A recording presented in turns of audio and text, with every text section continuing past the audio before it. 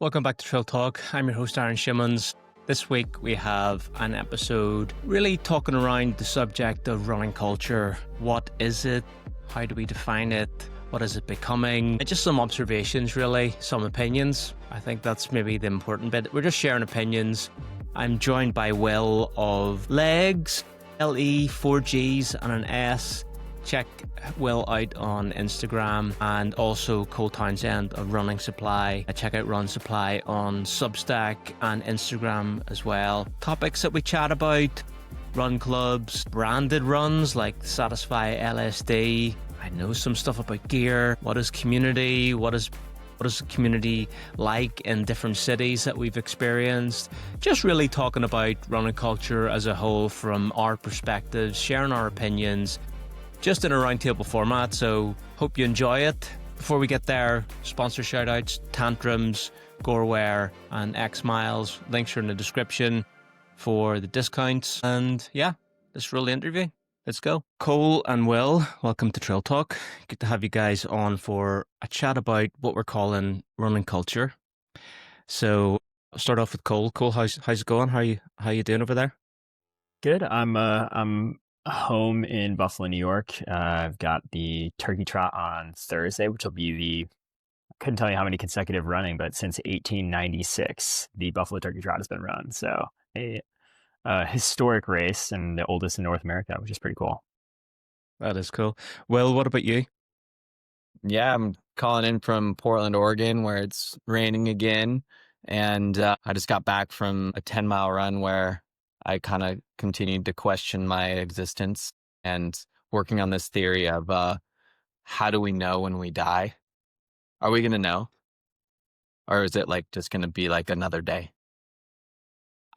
Well, I think actually, I find this interesting. I was chatting about this last week, so we're just going to roll with this. But isn't there this thought that whenever we die or we're dying, that doesn't the pineal gland release an amazing amount of hallucinogenics into the brain, and so the mind actually thinks that it lives forever, whereas we actually die, so you just don't know that you're dead.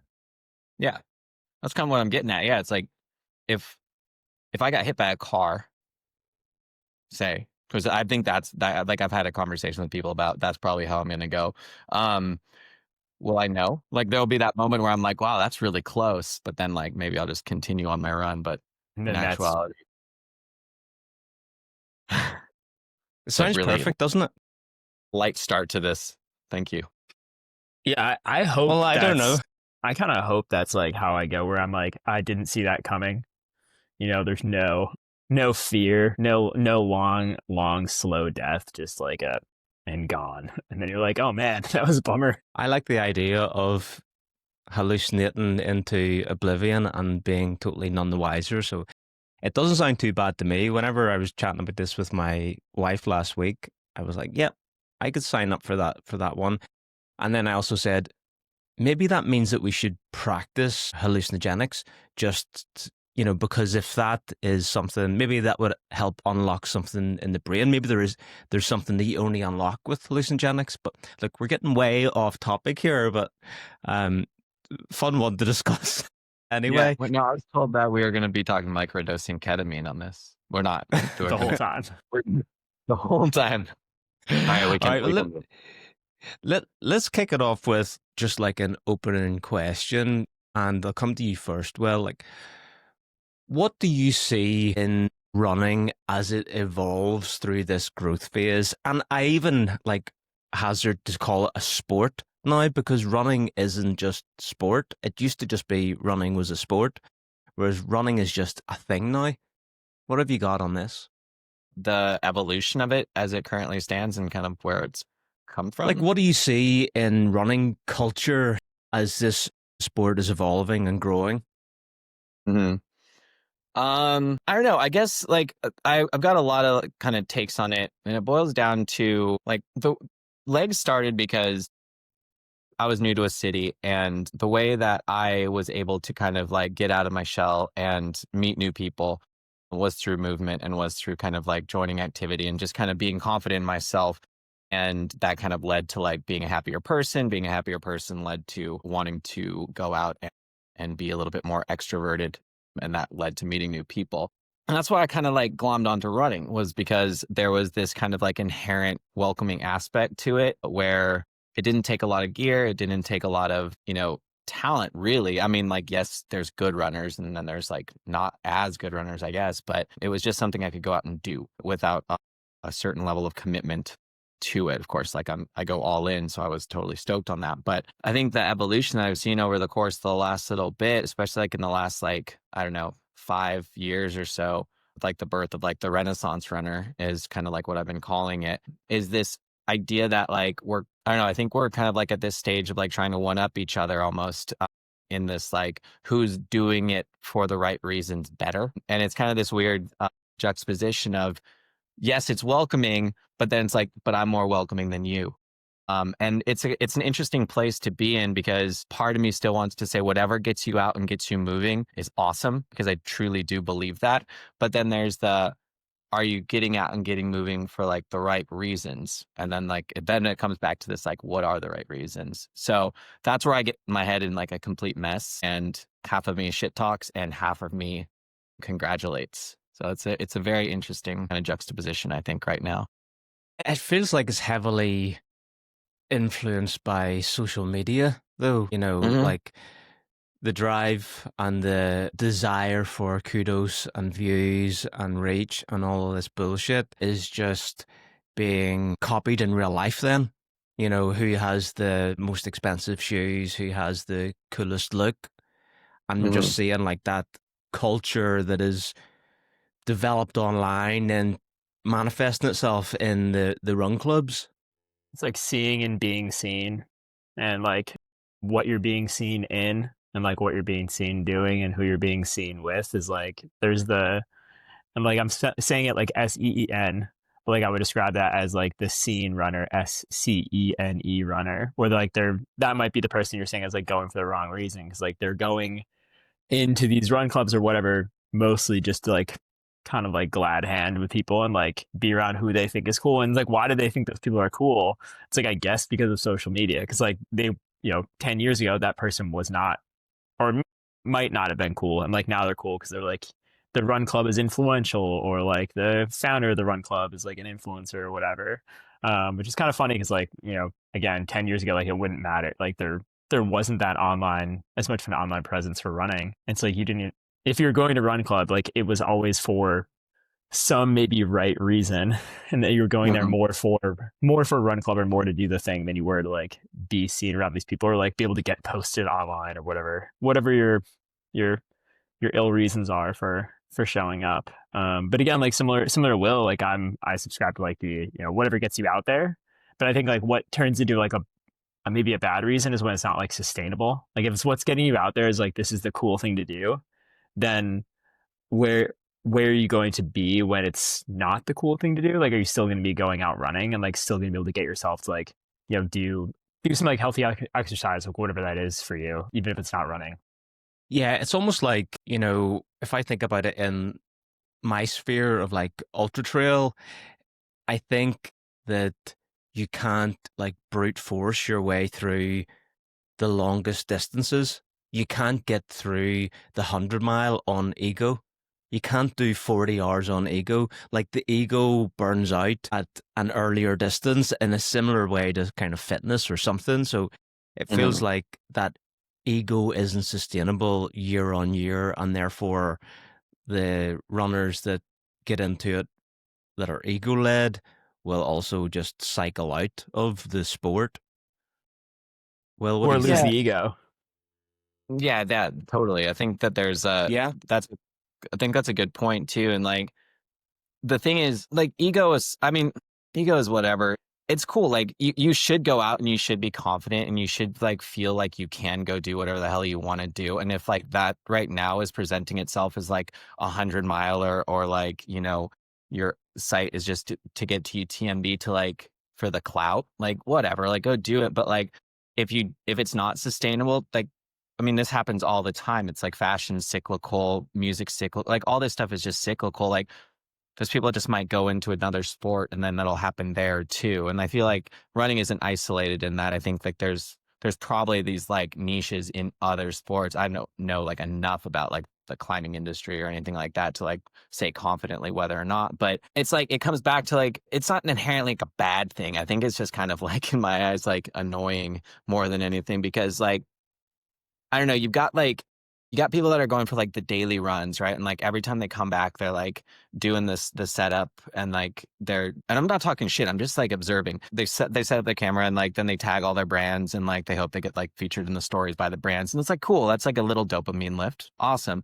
Just fucking just go run. Like it doesn't necessarily always need to be this pissing contest, I guess, of like who's got like the freshest gear and who's got the most tags in their story. Like I don't know. Like but that to me is just like it's kind of like when growing up in like the punk scene, like there was like the kids who like wore the shirt of the band they were going to see, right? It's like, yeah, we know you're a fan, like you're here. Like we don't necessarily need to like continue to say like I'm a fan, right? Like it's like one step too far. Yeah, but the super fan can wear the t-shirt, but I think in 2025 we're at a point where people wear the t-shirt without knowing the band. Yeah, that's a good point. Yeah. Well, it's like Sorry. we haven't. No, go ahead. I was gonna say we haven't seen that happen all that much yet with running, and we certainly could with like someone could easily wear Satisfy stuff they pick up because they're like, oh, this looks good or whatever, or this has actually happened. Is like some sore stuff was on a like indie rapper, is not that like an up and coming rapper, and like I don't think he's into running. He was just like wearing it because it was cool, and his like stylist picked it out for him, and I was like, wow, that's really impressive that like this just organically appeared on this guy, and it was like some like cool looking base layer. They do a good job, you know. Obviously, we did reach a point where that was happening with skateboarding and stuff like that, where people are wearing Thrasher t-shirts and like have no idea what Thrasher actually is. They just like got it at a Hot Topic or like Urban Outfitters or whatever, and it's like where it's been totally boiled down to like meaning nothing anymore. Like it's fully just like just a logo for what it looks like after being like a real thing. Yeah, it's like a Ramones t-shirt. You don't wear a Ramones t-shirt anymore. That was the first one to go. You ever seen it with like, yeah, I mean, you can buy like all those shirts, Nirvana shirts and stuff at Old Navy. It's like, cool. And like, why do we think that the trend is going this direction? You know, the to be seen thing, if calling it that. I totally get your point about like the fit check and the pictures and stuff. That's fine. Like people are living their lives online more than they are living their lives in real life. So we're just seeing more of their personality, and that's the only way you can express it. You know, if you're working from home 8 or 10 hours a day and you're not seeing your friends in real life that much and you got more and more friends online, then I guess like that's just a manifestation of, you know, where we are with existence right now. The thing I was like thinking of is we have so many of these like influencers now that are much, much smaller.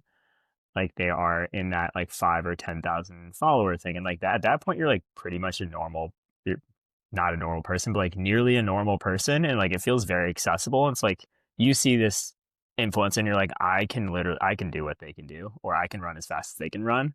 And you're like, okay, I can do this thing too. And so you just like start doing the thing until maybe you give up or you make it. And it's like, at some point in time, like a switch flips where like you're no longer just like doing the thing and it seems silly. Now you're like you're actually getting, you know, the brands are sending you gear, the brands are giving you stuff, and like now you're expected to like post those videos of your run or whatever, like run recaps after, because like you started doing that in the first place. And it's like you were doing that and now you're here, and like, do you want to be? I think too, like on top of that, like, you know, we're also seeing these brands like, you know, I think even like as soon as like 10 years ago, running fashion wasn't even like, I mean, yes, it was a thing, but like it wasn't a thing like it is now. Like we look back at running fashion, like, you know, there was the whole like Moth Tech debate at the Moth Tech Gate 2025 at the beginning of the year between Nike and Satisfy. But like then like all these people were like, yeah, but this shit's been happening since like the late 70s and early 80s with like, you know, holes in t-shirts, blah, blah, blah. But like, no one was actually like, it was a fashion statement, but like in the 80s, I don't think it necessarily was. It was just like, I'm wearing an old t-shirt. But so I think like with the advent of all these new brands too, and like I said this in a reel a while ago, but like love them or hate them, like thank God for Satisfy, because I think what they've done is kind of taken this like idea that running clothes, and I don't know if they invented this, but like I think that they were probably the ones that like popularized it the most. But like running clothes don't have to just be like the neons and like you don't have to look like a runner like a quote unquote runner all the time if you run. But like Satisfy and like brands like that, like, you know, over and like Currently and all these brands are kind of like making this gear that's like it borders or it bridges that gap between like active wear and then like shit you just are wearing. Like it's like, I mean, this could be a Satisfy, this could be whatever, and I'm just wearing it to like my office job today, whatever. And so I think, you know, we're seeing a rise of that because there's just more accessibility in the idea that you can wear these clothes for more occasions than just the singular aspect of running. And I think like it's kind of cool because it's versatile. Yeah, I think Satisfy are definitely where I saw the introduction to it's okay to wear cotton to run, Yeah. because Yeah. it was always like the narrative before that was, you know, cotton kills or whatever, you know, because if you're in the mountains you're wearing cotton, it gets wet, you get super cold, etc., etc. And like Cole, we've had this conversation before. Like I started wearing Satisfy like 5 years ago because I was living in the city and I didn't, to your point, well, I didn't want to be finishing my run, going for a slice, going for a beer, going for a smoke, whatever, in a yellow t-shirt. And I think at the time I was wearing Patagonia before I lived in the city. So I was wearing like Patagonia Strider shorts and I don't know, a Salomon t-shirt or something. And it just meant that you could look a bit nicer and you didn't have to go home to get changed to go out. So they were like, they definitely like opened the door to it. Yeah. Well, what do you think about like, because other brands have now taken this and run with it, but they've all kind of run down the same street. Yeah, I know. It's interesting. I feel like Satisfy is an easy target, and I don't want to like harp on them too much, but like I think putting yourself out there in the way they have, and like maybe I'll cut some shit from this, but like I respect what they're doing, and I think like they've got a really good like vision forward, and because they keep kind of like innovating on that, and like honestly, like half the shit talking that goes on in the industry right now wouldn't be happening if Satisfy wasn't just continuously like building product. And I think they're doing a good job with it. And I think like the thing is though, like we're going to see this kind of like resurgence of like those neon greens and those types of things, because there's going to be the tipping point almost like with this, like, you know, the Satisfies, the whatever other brands are kind of like going down the same street, like you were saying. And there's going to be an exhaustion point because like if the runners keep coming the way they are, which it doesn't seem like it's going to stop anytime soon, but it very well could, and people could shift into other sports. But like, if it keeps going this way, like there's going to be more innovation. There's going to be more want to be rebellious. And that's like, that's how, I mean, like you're saying, like cotton, it's okay to run in cotton was almost like a rebellious statement. And now it's the norm. You're seeing it all over the place. So like when the kids are sick of that, what's next? So I feel like everyone walking down the same street is just going to lead us to people finally finding the alleyways and rebelling against the rebellion. And Yeah, and I think that's how brands are doing that now too. Cole, Like you have people picking new lanes. Like there's Zano's stuff is like a lot more whimsical. Like you have Tiempos. Like their stuff's like a lot brighter and colorful. And then like you have now, like I even find myself going back to like more of the traditional brands, because I'm like, these were the brands that like supported me when when everyone was starting to run, and the brands that have always been here. And so like in a way, like everyone was like, oh, like, you know, I'm wearing this like, you know, Brooks t-shirt or like a Brooks running shirt or whatever. But I'm like, this is the brand that's been around for forever. Like they have not, you know, they're not doing stuff for clout here, or like they're doing stuff like for all the right reasons. Like, well, you know, they're doing stuff to make money, but still like they're doing stuff for all like the right reasons. They're not trying to like make it all marketable moments. And so you have stuff that's like, and they're changing their tune a little bit too, like between all the bigger brands and like adapting to this a little bit. So you're seeing like, okay, cool. Some of this stuff's now wearable and I don't need to be wearing, you know, I don't need to look like a Parisian cowboy. Like I can wear something that's a little bit brighter. I don't need to look like I'm like a skate punk, because like that's, you know, for a while it was like, oh, this is cool, it's different, and like I don't need to look like I'm wearing lime green. But now I'm like, okay, I don't also need to look like I'm, you know, heroin chic, like wearing all blacks and like running around New York like I'm in Boston. So like it's pretty, the Satisfy really stands out compared to like a Tracksmith, for instance, which I think is like more of, you know, the, you know, what Bandit is to New York, Tracksmith is to Boston. And so it's like a lot of it's too is like fitting into like what what is the vibe in your area too. Like as much as you want to stand out, it's like you want to be a little bit different, but like probably not completely stand out from everyone else, because then you just don't no, you don't necessarily look like you know what you're doing. Yeah. I do love your point that you made it in a previous conversation, Cole, just about, Satisfy have gone and they've developed like the punk look in running, if we can call it that, and all of these copycat brands have come around and are, I don't know if they're making money or not, but there's certainly more than you could count. There's dozens of them. And the opening is there, to your point, Will, on this coming full circle, and a percentage of people will want to hear. Sorry, I heard myself there. Will want to see will want to have the sporty look as well, and maybe that's where the Brooks or something have their opening.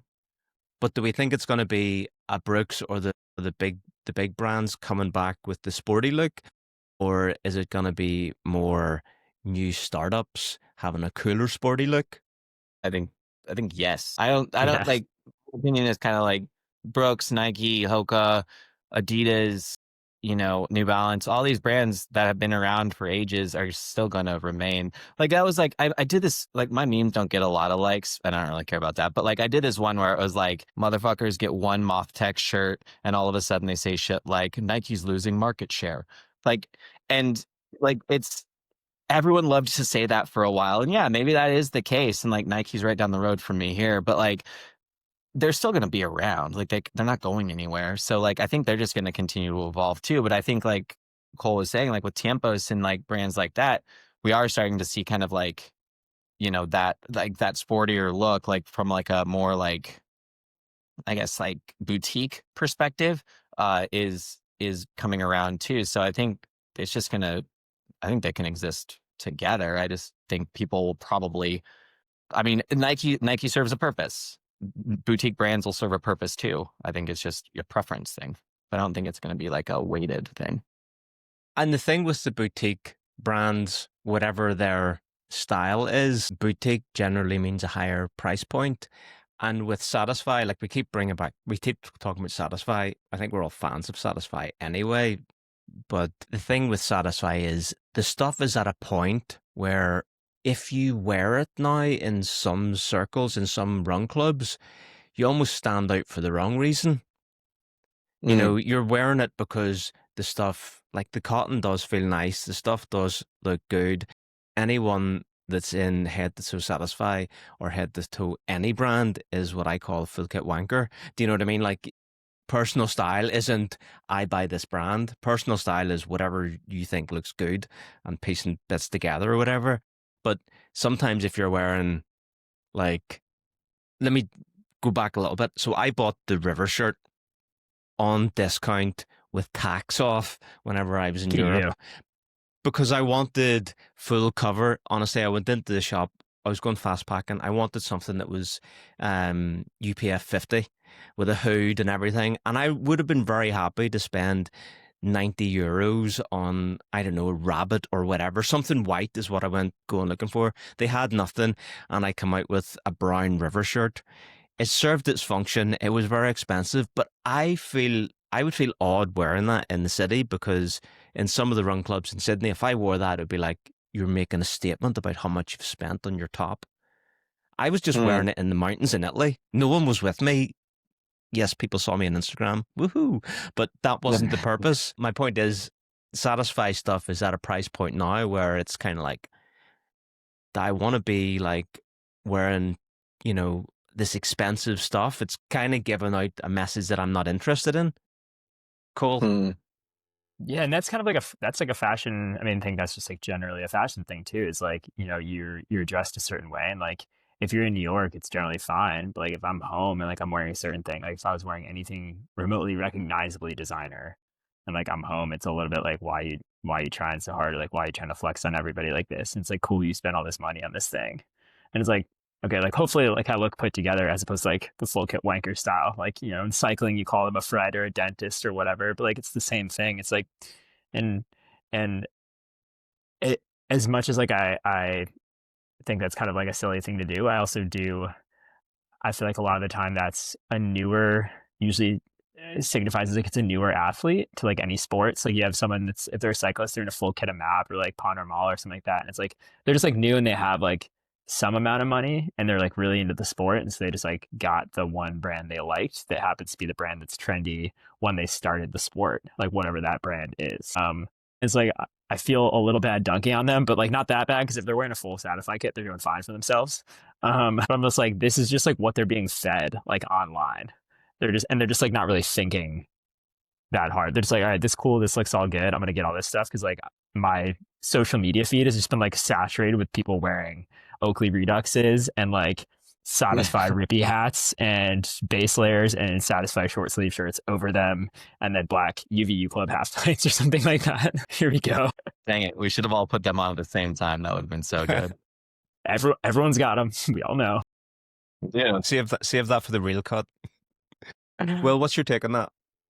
Yeah, I mean, it's interesting. I think like, to Cole's point, like it depends. It's regional. Like, like LA, New York, and some of the other cities like that, London probably.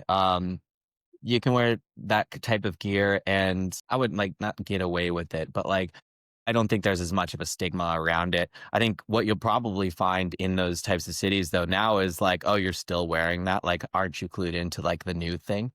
Like, I think we're probably starting to see the proliferation of brands like Satisfy, like into like the other states, right? Like the price points are still not that accessible from a new perspective, but now we're seeing them on Depop's and Graileds and Poshmarks so much more. So like you are starting to see this kind of like attrition of what was once cool now being on resale sites. And I think that's a good indication of like when like a brand is big enough to be considered kind of secondhand. And you don't see that from a lot of other brands on a lot of other like kind of boutique running brands. Like you can look at all those sites and like, I think the closest you're going to find is like, Soar is on there too. I've done a lot of like Poshmark research and I've posted a lot about it, but like now you're starting to see Satisfy kind of like take over some of those sites. And it's really interesting to see because it's like, now it's just another, like, here's a good example. Like when I first started like posting my Satisfy shit to Poshmark, there wasn't a brand like that existed on Poshmark for them. Like it was like create your own brand called Satisfy.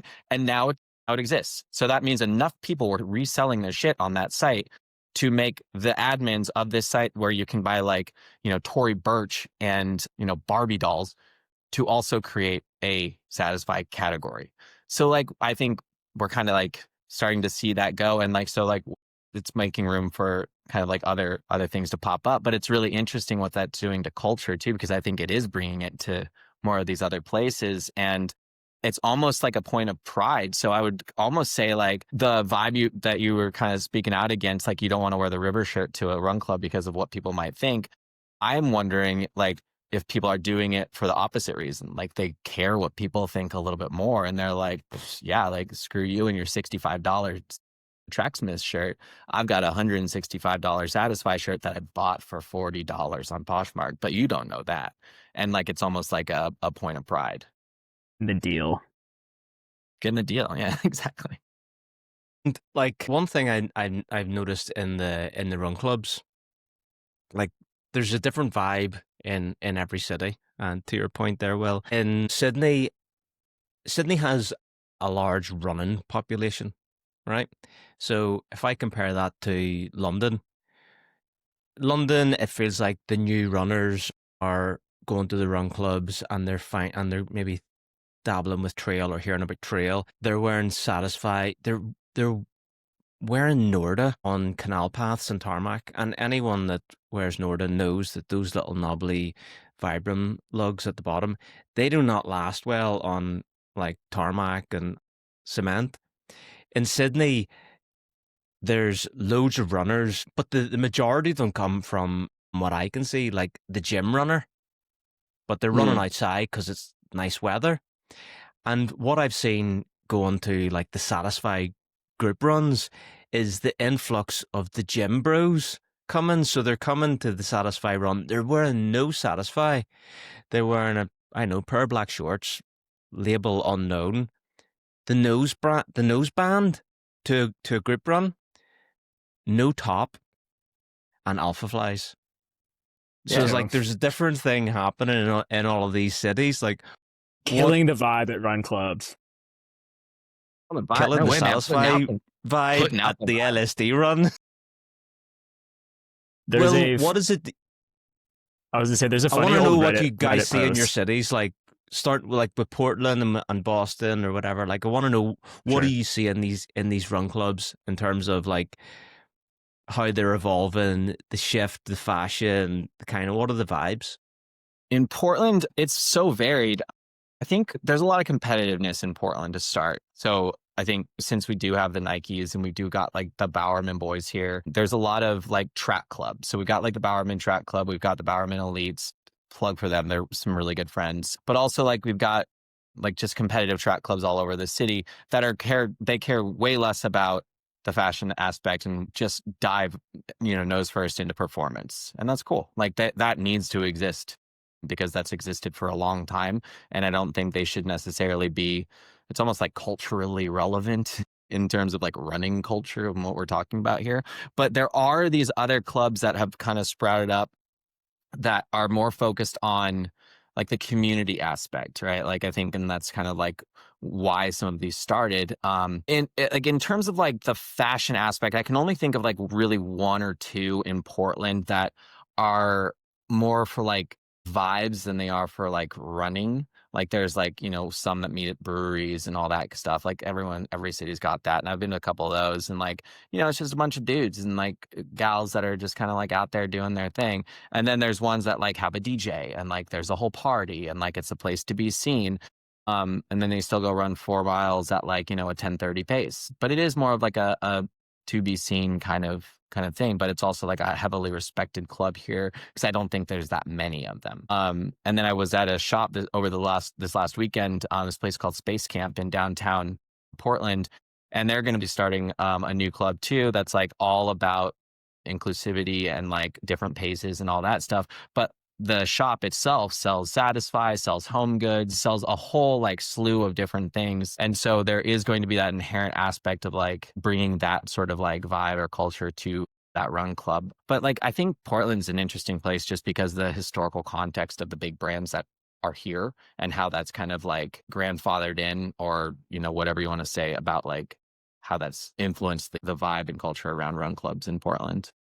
Yeah, it was like that. I mean, I think Boston's kind of got a similar vibe there where like the like run culture of Boston is like so historically performance based. It's like where the big marathon, like all the American marathoners went to prove themselves. Like Bill Rogers like was obviously training a lot around there. And there's like there was a big scene there in the 80s where it was like if you're an elite marathoner, you're training in Boston, like you're linking up with Bill, you're doing laps at, the pond, which is where he did probably thousands of miles, probably way too fast. And like dudes running in like whatever garbage he was wearing. Like he had his own brand of like running clothes that were like, no offense to Bill, like pretty okay.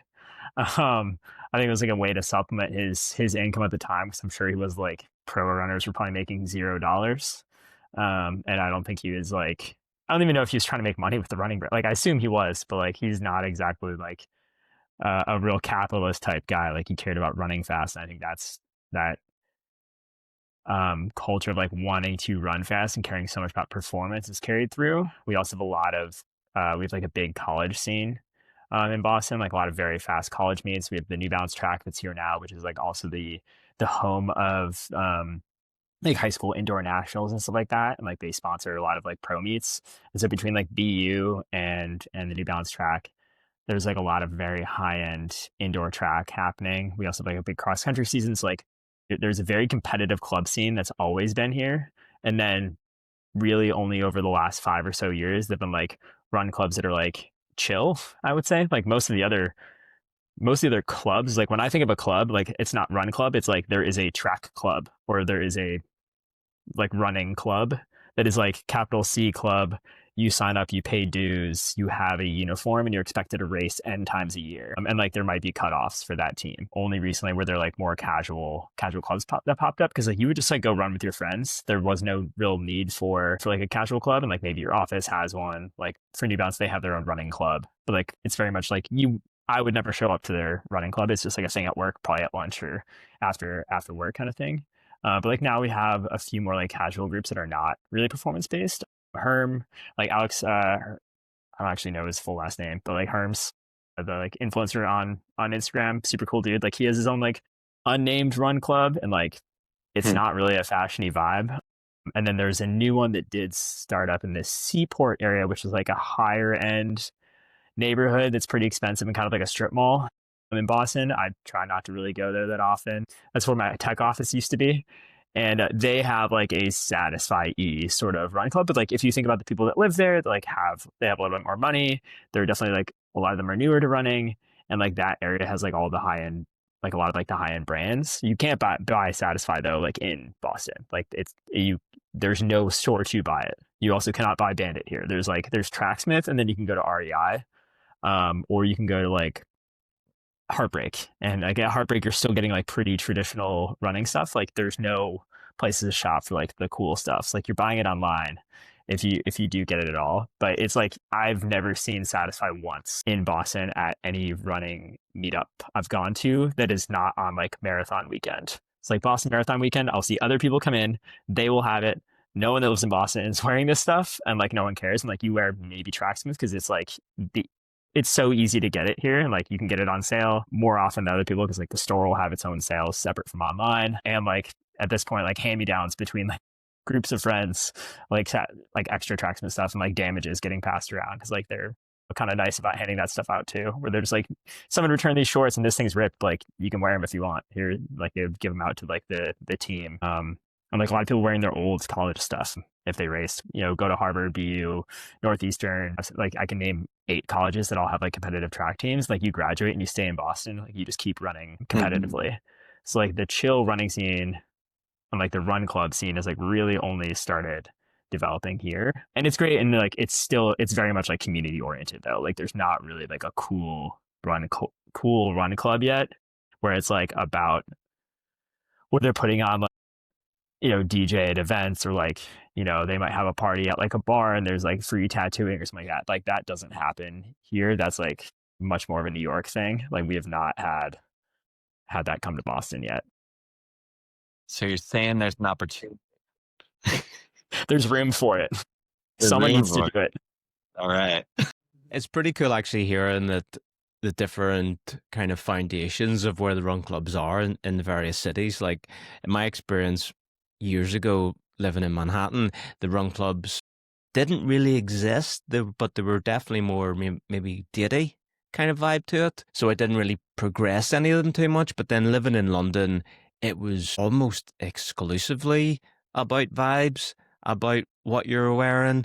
There was the run clubs that started at there was the daytime run clubs, there was the nighttime run clubs, and that just determined whether it was coffee or beer. And the head of the run club, let's call it a head, where we're going, well, the Alpha Run Club man, they may have been an influencer or inadvertently ended up having influence because they started a run club and then it grew, got legs, and then with this opportunistic mentality, the brand deals and things came around as a result of it. And in London, as an example, like the athletic clubs in the UK, like we're in the US, you have like the collegiate system and stuff. In the UK and in Ireland, you came up through running into you joined an athletics club.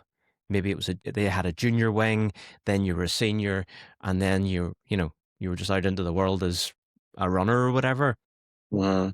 Those clubs are being overshadowed. They still exist in London, of course, but it's probably like 50-1 from like social run club to athletic club at this point. Like London is overrun with vibey run clubs. Sydney then there's way more, there's just tons of run clubs here as well, but they're not maybe as vibey. They're more gym orientated type of thing. But Will, you made an interesting post that we chatted about a while ago about the alpha in the run club and this type of thing. So maybe you could explain that and we could dig into that a little bit. Oh no, I talk a lot of shit. Which one was this? Which post was this? about the the run clubs and the The community alpha. builders. Yeah, Yeah. yeah. So that's an interesting thing. Like it's I think the Cole, what the context was like you've got these people that are kind of like community builders, but they're oftentimes kind of like the most toxic members of a team, mainly because like they're building community for the sake of their own ego, right? Like they're doing this to prove to themselves that they can, or to prove to them, like to prove to everyone around them that they're such a magnet and they're like such like a, whatever. And that's an interesting thing because like it kind of comes back to this idea that like whatever gets people out the door and moving is going to be awesome. Like in my opinion, like whatever gets you outside is great. So like even like vibey run clubs outshadowing the like athletic clubs 50-1, like whatever, maybe 5 of those people from the vibey run clubs will then see how much running means to them and join the athletic club. Like, but that's 5 more people that are into something new. But yeah, we run into this danger of it kind of gets back to what we talked about at the beginning of this, like what's the right and like quote unquote wrong reasons to do this. And if the reason for like starting a club is to meet chicks or to, be this like influential magnet in your city or whatever it might be, then like that doesn't seem like that kind of defeats the purpose, I think, in my eyes, of like actually doing something for the joy of it. And it does something just for like the self-serving selfishness of it. And that's when we get into this kind of like, look at me versus like, what is actually this community that I've built around, not myself, but like that I just built for other people. And that's like, like I think in the video I say like, people that put like the I in community or the you in community or whatever it is. And like I ask this question in my Leggs interviews sometimes. It's like, what does community mean to you? And like 9 times out of 10, the answers I get is like when I'm connected to a bunch of people that are all, kind of there to support each other, take accountability for their own actions, but then also take accountability for those around them. And so long as that's always kind of the message, I think that's good. But I think also we run a danger of, when we have these kind of like alphas, as you mentioned, I don't know, we start to border on this idea that like you should only be joining if you feel like you're cool enough to join, or you should only be a part of this if you're wearing the right thing, if you're fast enough to be here. Without, like, I think that there is cause for being fast, but yeah, I think there's just an inherent danger with having someone like that that's kind of the runner, or that's kind of the leader, because it takes us down the path of almost the wrong reasons for being a part of a community or starting a community in general. Cole, anything to add? Yeah, it's like I feel like I found there's an old Reddit post that became like ended up on the internet. Well, it was already on the internet, but like on Instagram and stuff like that. I'm like running memes, and it was about, someone was like, I started a run club, and like I really had this vision for like it looking a certain way, and like people are showing up in like ultras and like running shorts, and they aren't cool, and like, how do I right the ship? And everyone's like, you're starting a club for the wrong reasons. If like you're like hoping for these certain people to show up. He's like, I want other people to like show up. I think it was a joke. It was like running, one of the running like meme subreddits kind of thing that they posted. But like it was a pretty funny concept where they're like, I'm starting this club and I want it to look a certain way, and like people that are joining are just showing up and they want to run, and you're like, God forbid that's why they show up to your run club. But like I had a little bit like the same problem, even just with Tracksmith in Boston when it initially showed up, and like there are a bunch of free, they like host a lot of free runs, like have no expectations for people to spend money, and there's a competitive team, and I think a lot of people were intimidated by that for a while, but like you don't need to join that team. There just were time cutoffs for it because like it was a competitive track club, and like that was not like that was the case for other like track clubs. I think it was different because it was like, oh, this store also has a competitive team, and so I think some people were like intimidated by that and like didn't feel like they can join. It's like you can if you like make the time cutoff, but then otherwise like just do the normal. Like the store also had a separate normal running club that you could just like show up for the workouts that was completely separate from like the club running team. And I think that was a little tricky for people for a while. And like they were like, oh, it like feels kind of clicky or whatever. And it's like sort of in the same way that like any team can become clicky. Like I think it's just like groups of people. And like I found, when I came to Boston, I was like, oh, there are these like cool kids that are like on these particular run clubs. Like Heartbreak was like one of the cool clubs, or like Tracksmith became one of the cool clubs. And you're like, you know, I want to join this club. Like in my mind, it was the cool club because it was like the fast one, not because it was like the coolest people. They're like, all right, which is the fastest club that I should be joining? So I'm around the fastest people, so that hopefully that rubs out. Like hopefully I get pulled along to like greatness. Like hopefully I get pulled along to being better. And so like it very different, like different type, but like still sort of an intimidating thing where like you are definitely setting up a barrier there by like making it about performance as opposed to, or like style as opposed to just like regular running. And I think like one is a lot more okay. I think the speed thing is a little bit more okay because I think there's room for that, because there are now probably far more run clubs that are just about like showing up consistently and like being a good member of the community, as opposed to like showing up consistently and like needing to be that seventh man or like fifth man that scores at the cross country race. Yeah, I think like the speed thing is totally fine. Like that is more akin to the athletics focused club, which is the primary goal there isn't to socialize. That's just also what happens. You meet other runners anyway. You meet older runners. You hear stories. I certainly heard stories about certain races I never heard of from old guys in the run club, but it was an athletics club. It wasn't a beer club or a social run club. Sometimes I go to those run clubs and I'm like, what do you talk about? I don't know anyone. I'm not really here to make friends, but I might know a few of the people here, and I'm just going to run, have a couple of drinks and, chat shit for an hour and then go home.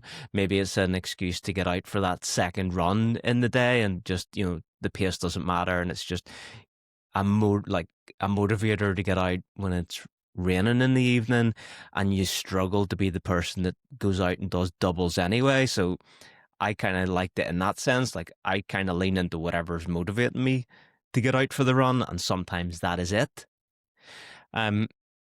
Touching on the run clubs thing, like Satisfy have put real structure into the LSD monthly group runs now, and it's marketed every month. There's more structure to it now than there was maybe a year ago. Now, on a certain date, the email shot goes out. All the events are created in Strava. And what do we think the reason behind that is? Like, it obviously, whenever maybe I need to rephrase it. Like, if it's to bring like-minded people together, I don't think it's doing it in Sydney. Like the groups that are coming together, maybe the intention is, people that are into our brand are this type of person. Let's bring them together. They can meet people, we can lay on some food or whatever. And it's a social thing. But the actual result is that it's turned more into what you've said, Will, where, it's like who's wearing the best shit, who's wearing the river shirt, who's got the most expensive shoes or whatever. Like, so the brand creates it for a certain reason. It helps the marketing. It maybe helps visibility and gives them some content each month from around the world. But then it ends up being the performative runner meetup. Will, anything on that? That's funny. I was thinking about like the term performative runner on my run today. So that's bizarre that you bring that up. Yeah, I don't know. Like the LSD thing is interesting to me. Just like, I don't know why they exist. I think, Cole, I saw you to doing this. I think, yeah, it's a marketing opportunity. And I think it's, an ability to bring in or market penetration into different cities. Like for Portland, for instance, it doesn't start and end at a run store. It starts and ends at Snow Peak, which is, the Japanese kind of like outdoor camping brand, which is probably the closest thing we have here, besides like now we have Space Camp, but like closest thing we have here to like kind of like a boutique, like cool shop like that. So it makes sense. And it's kind of like tertiary, like it's on the fringe of their brand. But I don't know, like I think like the thing with LSD runs is like they're infrequent, and like, they're once a month or once a year or once a quarter or whatever the cadence is.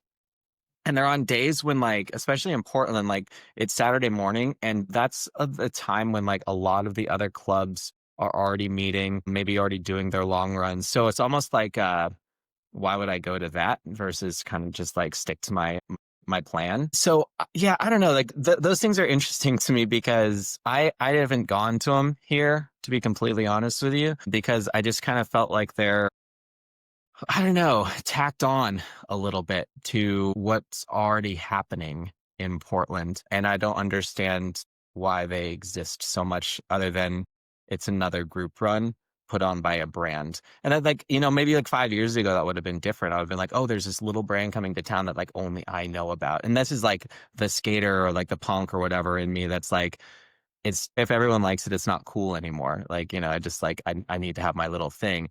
But now just like there's so many branded runs here that it doesn't feel like it's, I don't know, like I know it's going to be like, I guess. And so there's no really reason for me to go. So I don't know. I think sponsored runs are kind of, I'm over it. It's funny to me, like there are not nearly as many branded runs in Boston. There's like Heartbreak has their runs, and like that's a store brand, right? Like it's not really like a brand. And they've like always been, they're like one of those like early community oriented running stores that's like kind of boutiquey. They got started along, like I would call them like a second wave running store. Like they got like in the Run Crew era, like, or like the Nike. Scott Gravatt from like Nike SB like came in to do running strategy stuff and started putting money into like specific running stores that were like built a good brand and like built a good community. Like so Heartbreak was one of those. It's like we don't have any like the third or fourth wave stores here. We like only have the traditional run stores. So, like there's traditional run stores with their own run clubs. There's like New Balance has a competitive track club and like they have their own stuff. They don't have a run club. Like there is no New Balance run club in Boston, which is crazy to me. There's like Tracksmith and then there's like running stores. So like those are the only branded ones. Like, yeah, like they have their own, kind of have their own lane. So it's interesting to see, unless you're doing something different or on a different time, like there's not really a reason to break out of your routine. I can see myself going to more like going to, an LSD run or something like that when I'm in another city. Like I tend to seek out run clubs because I'm like, okay, cool. Like I don't have my routine down. I don't have any routine here. And especially if I don't have friends in that particular city, like I'll just go to a run club and like I'm sure I'll know somebody here or someone will know someone I know. And like I'll have some like mutual and then we can, go for a nice like hour run and I have some company and like have a route to go on. Cause like I don't know the place I'm going to. Like if I were to go to Portland, like maybe I'd be inclined to that. But like I also have, if we're not Portland, let's say like if I were to go to Copenhagen or something like that, like maybe I'd do it then because I'm just like, I don't know anyone here. And like I probably will get someone that have some common ground with if they're like interested in satisfying going to this run. Like I'll probably have something to talk about with them, which is kind of nice. And it's like I appreciate that they have it. And it's interesting now that they're adding a lot more structure to this stuff. Like I wonder if they have Satisfy community roles now open as like paid positions, like now that they've taken on a bunch of like funding and they're looking to expand and probably get into more stores. I'm sure they're like, all right, we gotta buckle down in this run club thing because like everyone's building out communities that like as those communities grow, they have a bigger customer base and like have more awareness of the brand. Like obviously they have awareness in like the hype beasts like fashion category, but like they need to like at some point appeal to a wider audience of just like normal runners. You can't make that much money off of just like guys that read Throwing Fits and hype beast mag. Like I think it's fine that there are brand runs or whatever, there's so many people will complain about the concept of brands trying to be successful, making money, and marketing is the route to do that. But like the Satisfy runs, like I've went to them in London and Sydney because I know, maybe not like, I haven't known the organizers, but I've known people that go to them. So whenever I've went that city, I was like, well, I'll go to that. And there are actually like pace groups. I think in the London one, certainly in the Sydney one, they just added in pace groups. But this year they're regular as clockwork. It's the first Saturday of every month around in the globe. Mm-hmm. And you have to sign up for the run clubs now using Eventbrite.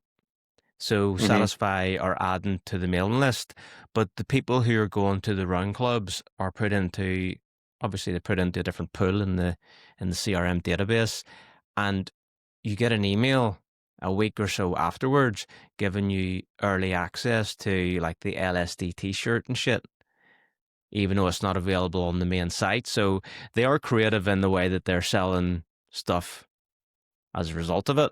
Like, I like that LSD t-shirt, but sure shit, I ain't buying one. There's too many people with them. Yeah. And the same with like the mental athletic, you know, that I don't know if they're tapping into that same mailing list or what way it works, but the same run clubs are tied in with mental athletic, and then you're getting early access email drops from them about stuff. So it's interesting. I want to move on a little bit and talk about another topic here. It is something that is filling the social feeds more and more. They seem to be multiplying and resharing the same shit every day, every week. And I can't think why. But if we think of like Runner's Highest, which was probably like the original one that it was the original one that I knew of. Do you know what I mean? But like, why are we seeing so many fucking reshare accounts? There's the question. Well, take that from me now and run with it, please. Because it's easy. I think I used to be a blogger like back in the day before like Instagram and all that shit existed. It was really easy to just kind of like find a new product and repost it because it would become hot really quick, and you get the like and the engagements. It wasn't likes back then, but it was traffic to your blog when we had blogs. And you get the retweet from the brand or whatever it was. So that it's easy to do, and it doesn't take a lot of mental capacity to like just reshare something. Right. So like, I think there's a way to make money off that too. There's affiliate advertising. There's all sorts of things you can throw on there. And so it's a buck. Like, I think it's a money play. And I think now more than ever with like how hypey the running culture is, as much as like, I hate that term, it's like it exists and it's not stopping. And like, it's easy and easier to share because regardless of how many people follow the same accounts, like you're going to see it. It's almost like it doesn't matter what the account is. You're just going to like see it and kind of like move on from it because our attention spans are so short now. The problem I see with it, and like, it's not a problem so much. Like, I don't care, but like, it's just like the reshare without like commentary. Like, I don't understand it. It's like, it's press photos that we're just resharing, like, and there's nothing behind it. It's like, you know, like I did that thing. It was like, you know, Hoka and WD-40 released a new collaboration. It's just a candle, but like reshare accounts will be like the hottest collab in 2025. It's like, why? Like, what the fuck's the point of it? And I think like that's kind of like getting to this, like, what good are we doing? Like, are we just becoming capitalists again? Are we just like blind consumers, just like buying shit? It used to be about personality. It used to be about something that set us apart. And like, it feels like we're losing the storyline and losing like the culture in running culture. And we're just talking about like, how are we making brands money? And is that really for the runner anymore? Or is it for like the egos of the people who run the brands? And like, what good does that do us as kind of like the consumers, other than stokes an ego of someone we're never going to meet? That's kind of like my qualm with it, is like the consumerism. Yeah, I think that's a good opinion. What I was going to say is like, yeah, resharing is resharing it, but actually have an opinion on what you're essentially reposting. That's more, I know, closer to journalism, or there's a creative element about having an opinion. Like, have an opinion, have the opinion be part of your persona, not this brand, this, you know, whatever the running such and such is, that has no face and just reshares, and it's about who has the most consistent graded overlay and type font and on all of this type of shit. Cole, what do you make of it all? I'm like, I think I only talk about this on podcasts because I like don't want to give people, I don't want to give people link backs. I don't want to mention any handles. Like, I'm giving people there's no free press coming out my Substack. And I'm like, I also feel like I'm like 1 degree away from this. Like, sure, like, you know, like I talk about a lot of this stuff, but like hopefully people differentiate it because I have opinions on it. And I'm like, a lot of it's me just being like, this is a garbage collab, or like I actually, some of them I do actually like. I'd be interested to see why Hoka has what's Hoka and WD-40. What do they got? What are they doing? Who knows?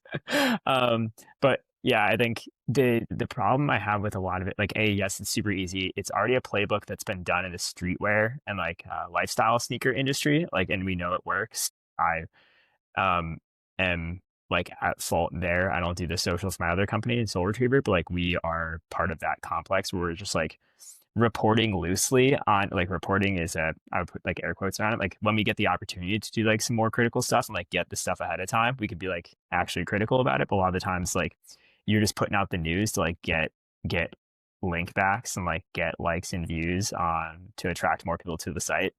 And that's like the same thing for any of these accounts. Like there's, a lot of them are also like newer runners. Like they don't have a lot of like running experience to draw on to be like critical of a lot of these things. So I think some of them too, like, they're like, all there is like the hype or the cool factor or like the marketing, like whatever the marketing looks like for that thing, as opposed to like, all right, is this like actually good product or if that matters, I guess. And like they're interested in the sport and that sort of thing. And it's like they've taken to doing this and like they know that it works. Like the formula we know like works. Like Will said, it's just like it's super easy to do. And like if you're not being critical and you're not like actually adding anything, it's not taking you 4 hours to put on Instagram posts. It's like you run it through Canva or like probably have some person that's doing graphics for $5 an hour.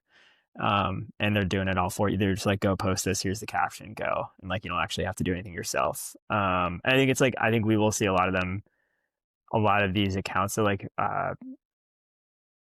starting to put out better content because they've been doing it long enough where like brands are now paying them a lot of money or like giving them the opportunities to do this, which like on one hand, I'm like, this is good. On the flip side, I'm like, they're still don't know what they're talking about on a lot of these things. And like, there are people that are like in the running journalism industry, like that do know what they're talking about. Like I know as much as people like dunk on Runner's World or whatever, but like the people writing for Runner's World do know what they're talking about, and, like do have experience. They're just like also unfortunately have to do the equivalent of like the reposting marketing thing where it's like an affiliated article that's paid for by a brand. And that's just like what keeps Runner's World afloat for like a lot of these things. It's like they have to do this on top of maybe having like, the more critical pieces. I don't see that necessarily slowing down anytime soon, but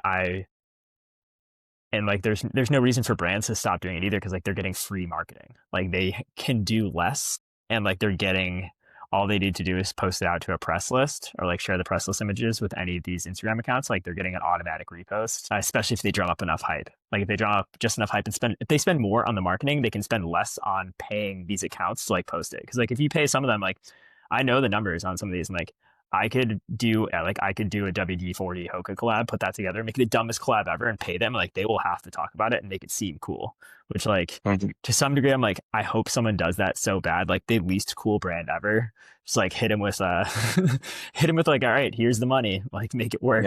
Yeah. I think it's a good point what you're saying about the experience of some of these people behind the accounts. Like if I think to like UTMB week in Chamonix and a number of these, I don't know what we call them, influencers or kind of reshare accounts, whatever they are, they're running around Chamonix. They're not really experienced in the world of ultra trail, but they're reporting on it like authorities.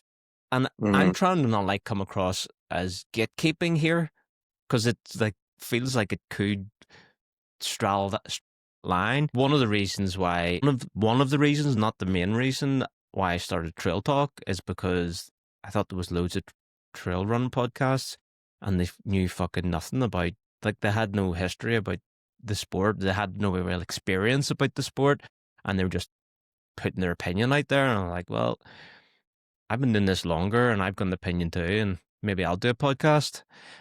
It wasn't the main reason, but it was certainly a factor. It was certainly a thought that went through my head. And to your point as well, like these accounts they're still growing. Like there's only just last week or a couple of days ago, I saw another new one, the same sort of look, but it's only like 5 posts into its career or whatever it is. I'm like, fuck, not another one. Like every time I see one that gets suggested, I hit the little dots and go not interested. Please don't recommend this to me again. I don't need more of this.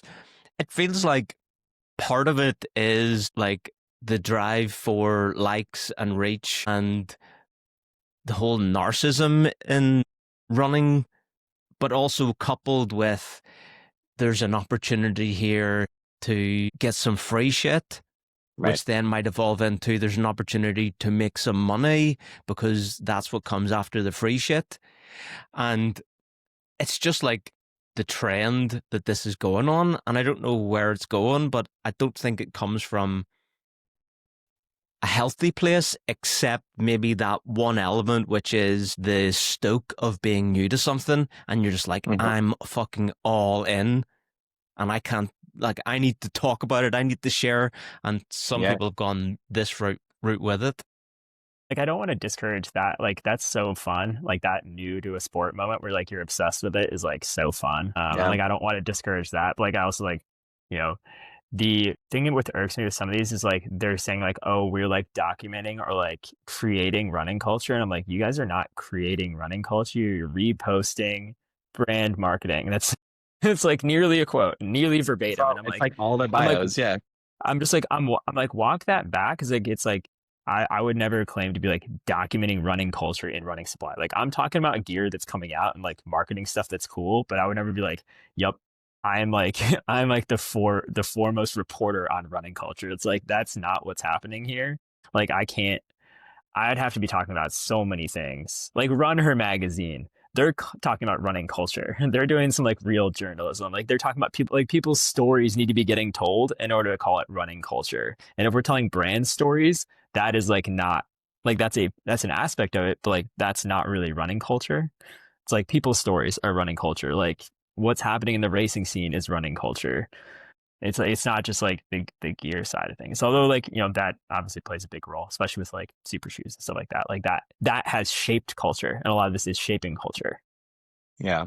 That's a really good differentiation, I think, that you make there. Like with there is reshare.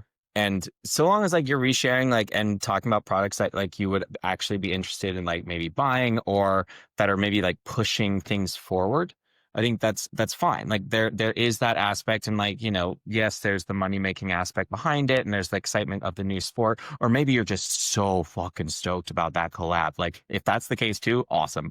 But yeah, I think it's dangerous when you get into that like I'm documenting running culture type thing, because yeah, you got to push it forward. You, like the running culture is not just this like little consent or this little circle, this little bubble of like what's the cool and what's latest. It's like what's the tradition look like and who are the other players. Like we've got, you know, Sidious Maga like does, I think that's running culture. You know, like they're documenting like the events, the people, the product, all that good stuff. And then there's like this fringe, this like niche that says it's running culture, but like call it what it is, and it's just like hype culture. Like it's a segment or subsect of very niche fashion, and that's all it is. It's, you know, it's the latest Arc'teryx ad, or it's like the latest Adidas takeover or whatever it is. It's just that's just observing. That's observing culture. That's not documenting it. You know, it's like that's different. I think that's a great point. Actually, it's hype culture within running, and it's not hype about the sport. It's hype about a niche. It's hype about the vibey part. What are these accounts doing or bringing to running culture or community? I would say nothing. I think there's no value.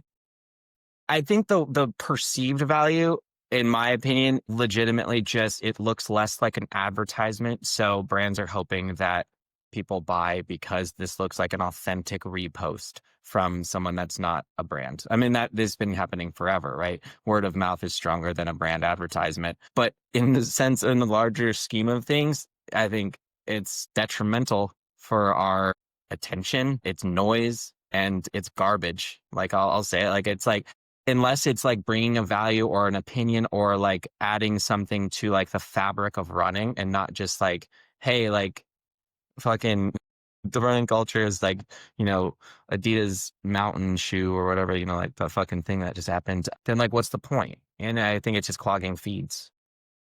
Yeah, it's like it'd be a lot cooler to hear too, like if they were also posting stuff about like this like college team just won NCAAs and like here's a story about one of their athletes, or if they were like talking about anything outside of like products coming out, like that'd be a lot more interesting, but like that's also harder to do and like takes a lot more time. And like you also have to like know where to look. Like I bet if I talked to any of those guys that run the accounts and like I know like one of them and like what is Sidious Mag, like they might not know what Sidious Mag is. Or if I was like, oh yeah, I saw that in Let's Run, like they might not, like, Let's Run, like, the cesspool that it is of like horrible men on the internet, like they also do some real reporting. Like I think Jonathan Galt does a great job and like talks about real running stuff. And like people also, as much as I hate to admit it, like that is a small amount of running culture as well, as like is Let's Run.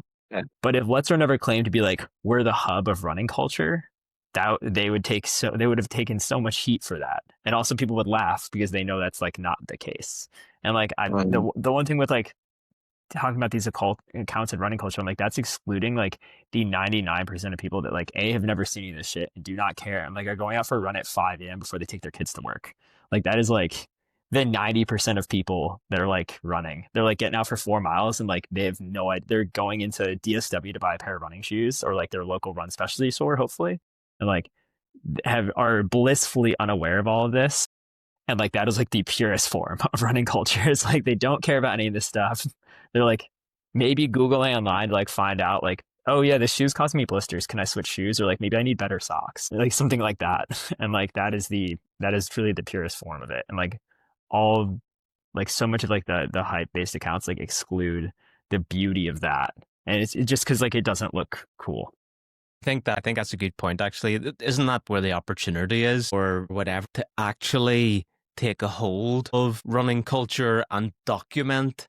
Maybe they are the people, or someone like that, is the place to include the product, the athletics, the community, instead of it being driven by all of the endless reshare accounts that are simply covering 10% of something for essentially personal gain. I mean, let's start to wrap it up a little bit. One of the other things that I've kind of seen online, which is like, oh my God, I shared this with you, Will, was like, I already hate YouTube thumbnails. Like it's the one reason, apart from how hard it is to be successful, that I don't really focus on YouTube. It's just like, you have to play a game. I don't like playing the game. So, but there was this one thumbnail this YouTube thing got it served up to me by the YouTube algorithm, and it was efficiency advice from the CEO, the sub-3 marathon CEO. Like, this is where running is now. It's part of the Wall Street resume. Like, the CEO is not a fucking CEO, but if he runs a sub-3, you gotta listen to this guy. He knows his shit. This guy's so efficient. He can train for a sub-3 marathon, and he can talk the talk on Wall Street or whatever. He can extract as much money as possible. Yeah. Hey, if I'm gonna be in a boardroom and there's a guy who ran a 4-hour marathon and a sub-3, who am I listening to? Like, let's be honest. Of course, sub-3 guy. Of course, that's efficiency. But is he wearing Mustang? Good point. Speed holes. The speed holes. I was like, I want the guy that's run a 3-hour marathon in unplated shoes. Right, exactly. In the same shoes that he like goes grocery shopping in and also deadlifts in. Yeah, I'm listening to that guy. Yeah, for sure. All right, guys, is there anything else that we want to bring up, or maybe we leave it there and put it on the agenda for the next one? I think the last thing I want to just chime in on is like one thing I've noticed in all of this, and I'm glad that we're having this chat, is because like with the reshare accounts and with like the stuff that's kind of happening in culture now, like I feel like, are we all like afraid to have like an opinion on things? Like, like I feel like there's a lot of like circle jerking that's happening around this culture. And like, that's why I kind of respect Let's Run in a sense, because they're just like, I mean, they're hiding behind anonymity and screen names, and I'm gonna get a lot of shit for this now. But like, you know, they're at least like vocal about like stupid shit, you know? And like, I feel like they'll hate. Let's call it what it is.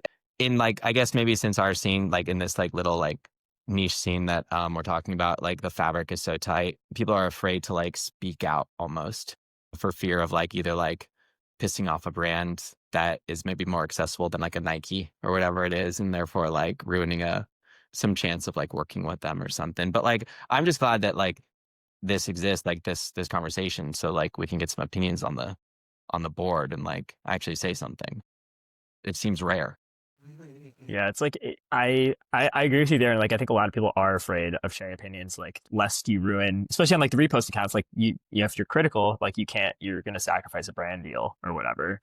And I think it's like extra hard. Like it would be really tough. I feel like if I was like at a Believe in the Run or like a Runner's World, and I'm like, man, this thing that Nike did really sucks, and like I want to be critical about it, and they're like gonna be like, you can't do that. Right. Because like we really need like our quarterly dollars with them, or like we don't want to ruin our relationship with them. And I think like for a lot of this sort of stuff, when being critical, you kind of got to pick and choose, because like you don't, especially for for like some of the accounts, or like even just like talking about someone's opinion, you I think like Aaron said earlier, like I want to be able to, I want to say something that I would say to their face, and like, or like in a venue where like they can talk back, as opposed to in a way where like they're not able to defend themselves or whatever. Like I want to be able to like stand on my words, as opposed to being like, man, this thing sucks, and like I'm a hater, and then just like have that come back to me. That's also like, that's not fair to them. I'm sure there's plenty of people that are like, man, this Cole guy, he sucks, like all he cares about is like running gear. And it's like, like that's a fair opinion to have if you read like, or like seen one or two things. Yeah, no, I completely get that.